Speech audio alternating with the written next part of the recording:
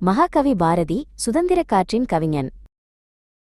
1882ஆம் ஆண்டு நெல்லை மாவட்டத்தில் உள்ள எட்டயபுரம் என்னும் சிற்றூரில் சுப்பையா பிறந்தார். சிறுவயதிலிருந்தே அவருக்கு கவிதைகள் மீது தீராத காதல் இருந்தது.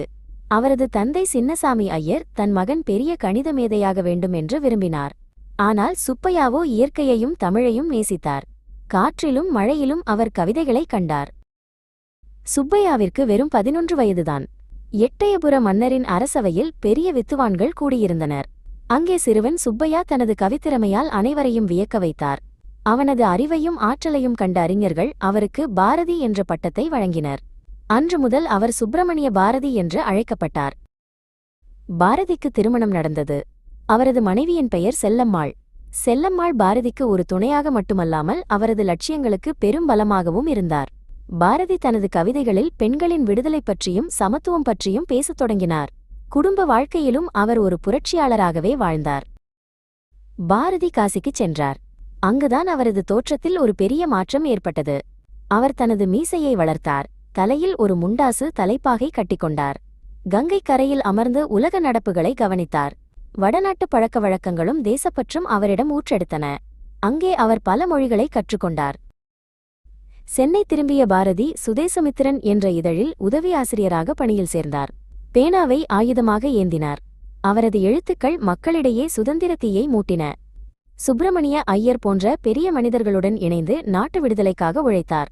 பத்திரிகைத் துறையில் புதிய புரட்சியை ஏற்படுத்தினார். பாரதி சுதந்திர போராட்ட வீரர்களை சந்திப்பதில் ஆர்வம் காட்டினார். ஒருமுறை அவர் திலகரை சந்தித்தார். திலகரின் வீரமான பேச்சும் கொள்கைகளும் பாரதியை மிகவும் கவர்ந்தன. சுதந்திரம் எனது பிறப்புரிமை என்ற முழக்கத்தை பாரதி தனது கவிதைகள் மூலம் தமிழ்நாடெங்கும் கொண்டு சென்றார். அச்சம் என்பதே அவருக்கு தெரியாது. ஒரு சிறிய அறையில் பாரதி மகாத்மா காந்தியை சந்தித்தார். பாரதி காந்தியை ஒரு பொதுக்கூட்டத்திற்கு வரும்படி அழைத்தார். காந்தி அந்த நேரத்தில் வர முடியாது என்று சொன்னபோது பாரதி, சரி, உங்கள் போராட்டங்கள் வெற்றி பெறட்டும் என்று கூறிவிட்டு அங்கிருந்து நகர்ந்தார்.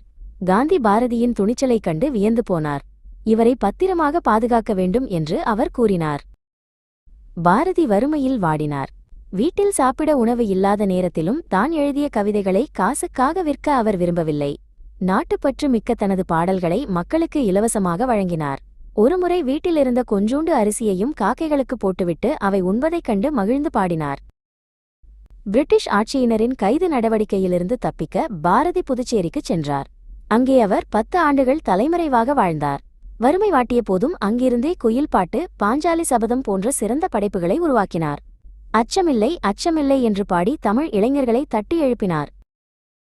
ஒருநாள் சென்னை திருவல்லிக்கேணி பார்த்தசாரதி கோவில் யானைக்கு பழம் கொடுக்கச் சென்றார் பாரதி. எதிர்பாராத விதமாக மதங்கொண்ட அந்த யானை பாரதியை தாக்கியது. அவர் பலத்த காயமடைந்தார். பின்னாளில் உடல்நிலை சரியில்லாமல் 1921இல் மறைந்தார்.